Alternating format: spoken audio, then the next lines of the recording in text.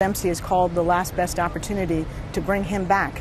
We don't leave anybody on the battlefield, regardless of the conditions of their capture.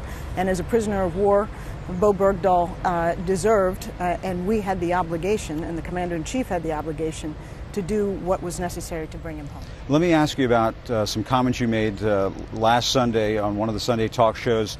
You said that Bo Bergdahl served with honor and distinction. It's come out since then that some of his fellow soldiers say he was a deserter. He may have wandered off the post there in Afghanistan. Did you misspeak? Did you get that wrong?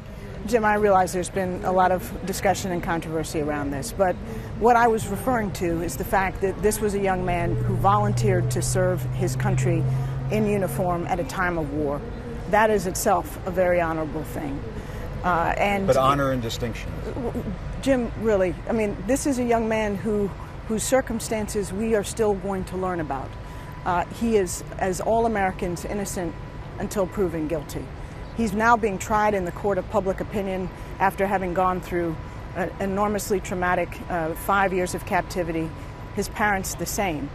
I think what we need to care most about is his health and well-being and recovery. There'll be an opportunity, and the military has committed to review the circumstances of his capture. If there is a consequence that results from that, that will be delivered. But in the meantime, let's remember this is a young man who volunteered to serve his country. He was taken as a prisoner of war. He suffered in captivity. He's now trying to begin the process of recovery. Let's let that happen, and then let's know the facts, including his side of the story, and then we can make a judgment. Okay. And do you know, based on the latest information, was he a deserter? We don't have reason to come to that conclusion yet. Obviously, he needs to be debriefed. His side of the story matters too.